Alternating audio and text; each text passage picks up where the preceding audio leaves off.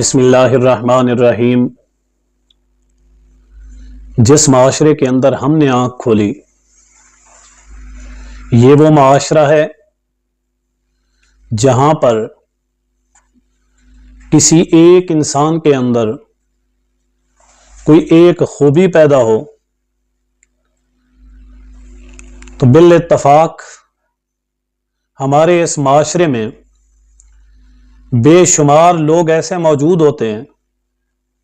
جو ان کی خوبی کو ماننے کے بجائے اس پر حسد کر رہے ہوتے ہیں۔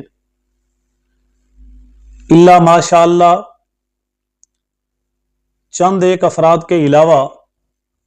اکثریت ہمارے معاشرے کی ایسے لوگوں پر مشتمل ہے جو کسی کی خوبیوں کو، کسی کے اوصاف کو، کسی انسان کے کمالات کو، اس کی اللہ تعالیٰ کی طرف سے دی گئی نعمتوں کو، اللہ تعالیٰ کی طرف سے اس پر بھیجی گئی رحمت کو بجائے اس انداز سے دیکھیں کہ رشک کریں، جس کی شریعت کے اندر بھی اجازت ہے، لیکن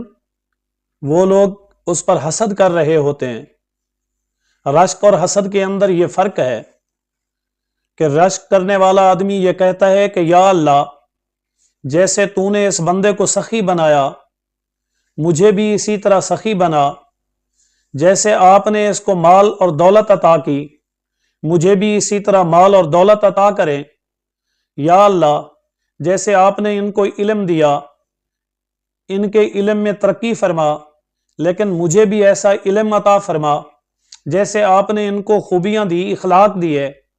مجھے بھی ایسے اخلاق سے نواز۔ یا اللہ، جیسے اس کے اندر اچھائی کرنے کی توفیق رکھ دی، مجھے بھی ایسی اچھائی کرنے والا بنا۔ لیکن حاسد وہ ہوتا ہے جو یہ کہتا ہے کہ مجھے کچھ ملے نہ ملے،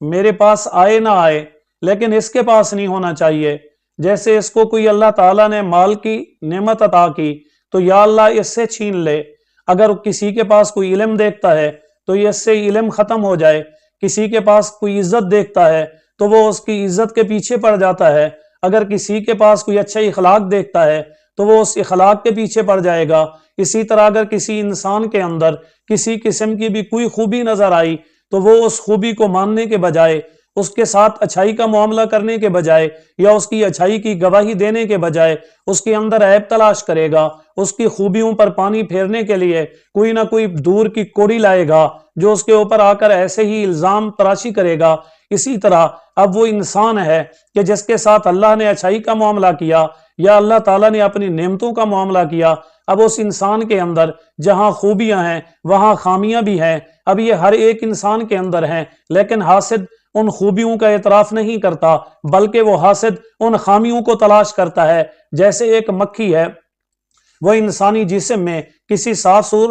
صاف ستھری اچھی جگہ پر بیٹھنے کے بجائے وہ زخم والی جگہ، وہ پیپ والی جگہ، وہ خون والی جگہ تلاش کرتی ہے۔ حاسد بھی اسی انداز سے ہوتا ہے۔ اس پر میں آپ کو ایک چھوٹا سا واقعہ سنا دوں کہ ایک نوجوان تھا، بڑا ذہین تھا، قابل اور فطین تھا، خوشنما اخلاق والا تھا۔ اللہ تعالیٰ نے اس کو بڑی خوبصورت کمالات سے نوازا، اور بادشاہ نے جب اس کے اندر یہ خوبیاں دیکھی کہ یہ بچپن سے ہی ذہین ہے، یہ بچپن سے ہی فطین ہے، یہ اچھے اخلاق کا مالک ہے، یہ اچھی خوبیوں والا ہے، یہ اچھے انداز سے بات چیت کرتا ہے، یہ ایماندار ہے، یہ اخلاق کے معاملے میں، ہر ایک انداز کے معاملے میں یہ بڑی اچھائیوں والا، بڑی خوبیوں والا ہے، تو اسے اپنا دربان بنا لیا۔ جب وہ بادشاہ کا دربان بن گیا، اور اسی طرح رعایا میں سے بہت سارے لوگ تھے جو اس کے ہم جولی تھے، جو اس کے ساتھ کھیلنے والے، اس کے ساتھ پڑھنے والے، اس کے ساتھ رہنے والے، اس کے ہم نشیں، اس کے دوست یار، اس کے رشتہ دار،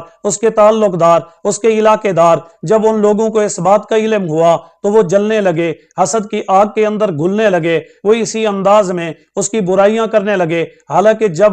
وہ بادشاہ کے پاس نہیں تھا تو ان کو کسی قسم کا کوئی بھی مسئلہ نہیں تھا، لیکن جب ان کے کمالات اوصاف اور اس کی اچھی عزت انہیں نظر آئی تو ان کو جلن شروع ہو گئی۔ اسی طرح وہ مختلف قسم کے الزامات، مختلف قسم کی باتیں کیا کرتے۔ ایک دن بادشاہ نے اس کو بلایا اور بلا کر پوچھا کہ بتاؤ کیا حال ہے؟ اس نے بتایا اللہ کا شکر ہے۔ بادشاہ نے پوچھا کہ آپ کا لوگوں کے ساتھ کیسا معاملات ہیں؟ وہ تو کہنے لگا کہ میرا ہر ایک کے ساتھ اچھا معاملہ ہے۔ تو بادشاہ نے پوچھا لوگ آپ سے خوش ہیں یا ناراض ہیں؟ وہ کہنے لگا آپ راضی ہیں، میرے ساتھ بہت سارے ایسے لوگ بھی ہیں جو مجھ سے راضی ہیں، لیکن حاسدین کا کیا کیا جائے، جو جلتے ہیں، جو حسد کرتے ہیں، حسد کی آگ میں جھلس رہے ہیں۔ تو بادشاہ نے کہا جس پر اللہ کا کرم ہو، جس پر بادشاہ کا نظر کرم ہو، تو اس کو کسی کے اس جلن سے، حاسدین کے حسد سے کیا ہوگا؟ اللہ نے آپ کے ساتھ کرم والا معاملہ کیا، اللہ نے آپ کے ساتھ اچھائی والا معاملہ کیا، اللہ تعالیٰ نے آپ کو اچھے اوصاف دیے،